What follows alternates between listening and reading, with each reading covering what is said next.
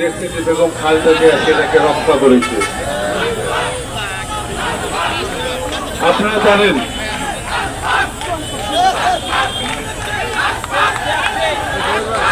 মানুষের চাহিদা ছিল, এই জাতির চাহিদা ছিল, আমরা দীর্ঘদিন যাবৎ 15-16 বছর যাবৎ কোনো ভোট দিতে পারিনি। আমরা একটি ভোট দিতে চাই, আমরা একটি স্বাধীন রাষ্ট্র চাই, আমরা একটা গণতান্ত্রিক রাষ্ট্র চাই। আমরা এই গণতন্ত্রকে রক্ষা করার জন্য দেশ নায়ক তারেক রহমানের নেতৃত্বে 16টি বছর লড়াই করেছে, আন্দোলন সংগ্রাম করেছে। এখন একটি মহল যারা এই নির্বাচনকে বানচাল করার জন্য, নির্বাচনের সময় দীর্ঘায়িত করার জন্য, নির্বাচনকে ক্ষতিগ্রস্ত করার জন্য উঠে পড়ে লেগেছে। সেই মহলটি কি জানেন? সেই মহলটা এই দেশের শত্রু, এই জাতির শত্রু।